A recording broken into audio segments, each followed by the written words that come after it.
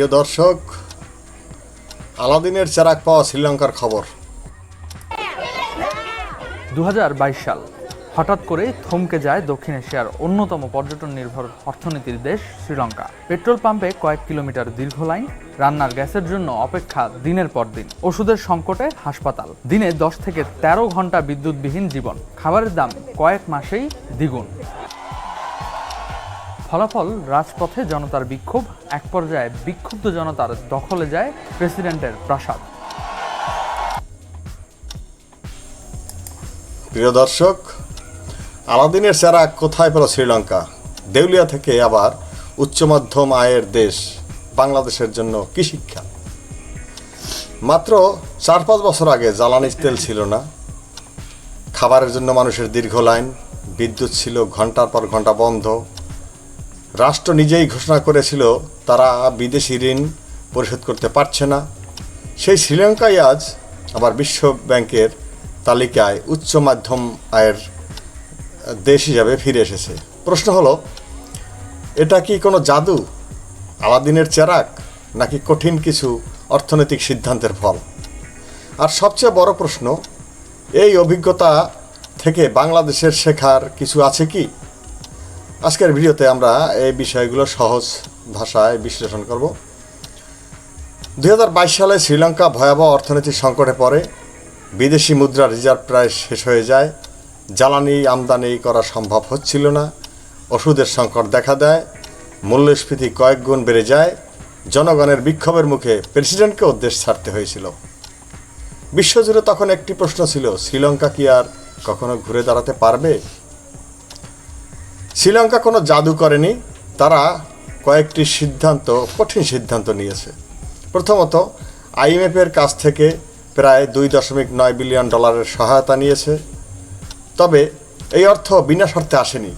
সরকারকে কর বাড়াতে হয়েছে, সরকারি ব্যয় কমাতে হয়েছে, লোকসানে চলা রাষ্ট্রায়ত্ত প্রতিষ্ঠানে সংস্কার করাতে হয়েছে।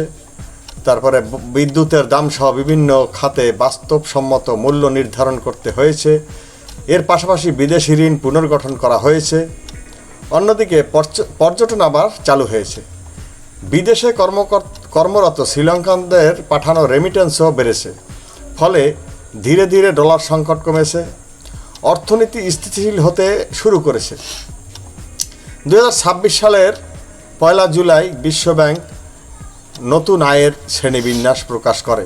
সেখানে শ্রীলঙ্কাকে আবার আপার মিডল ইনকাম কান্ট্রি হিসাবে স্বীকৃতি দেওয়া হয়।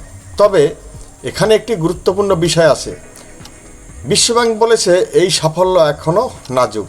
অর্থনৈতিক সংস্কার থেমে গেলে বা প্রবৃদ্ধি কমে গেলে ভবিষ্যতে আবার নিচের শ্রেণীতে নেমে যাওয়ার ঝুঁকি রয়েছে। অর্থাৎ এই অর্জন ধরে রাখাটাই এখন সবচেয়ে বড় চ্যালেঞ্জ। এখন আসি বাংলাদেশের প্রসঙ্গে। বাংলাদেশ ও শ্রীলঙ্কার অর্থনীতি এক নয়। দুই দেশের জনসংখ্যা, শিল্প, রপ্তানি এবং অর্থনীতির কাঠামো ভিন্ন। বাংলাদেশের সবচেয়ে বড় শক্তি হলো তৈরি পোশাক শিল্প এবং প্রবাসী আয়। অন্যদিকে শ্রীলঙ্কার বড় শক্তিগুলোর একটি পর্যটন। তবে একটি জায়গায় দুই দেশের মিল আছে, দুই দেশেই বৈদেশিক মুদ্রা, বিনিয়োগ, কর্মসংস্থান এবং অর্থনৈতিক সংস্কারের গুরুত্ব অনুভব করছে।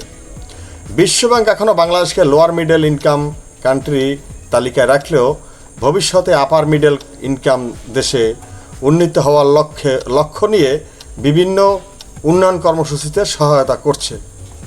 তবে শুধু লক্ষ্য থাকলেই হবে না, উৎপাদনশীলতা বাড়াতে হবে, রপ্তানি বৈচিত্র্য আনতে হবে, বিনিয়োগ বান্ধব পরিবেশ নিশ্চিত করতে হবে, কর ব্যবস্থার দক্ষতা বাড়াতে হবে এবং অর্থনৈতিক নীতিতে ধারাবাহিকতা বজায় রাখতে হবে।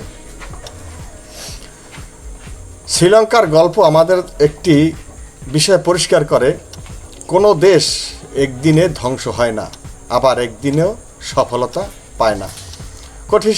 কঠিন সিদ্ধান্ত নিতে হয়, জনপ্রিয়তার চেয়ে দীর্ঘমেয়াদী স্বার্থকে গুরুত্ব দিতে হয়।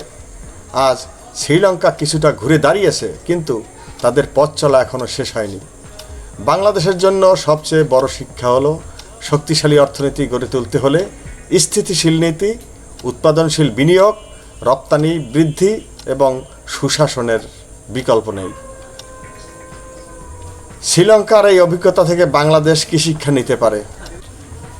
প্রিয় দর্শক, ভিডিওটি ভালো লাগলে লাইক, শেয়ার এবং হেডলাইন 24 চ্যানেলটি সাবস্ক্রাইব করবেন।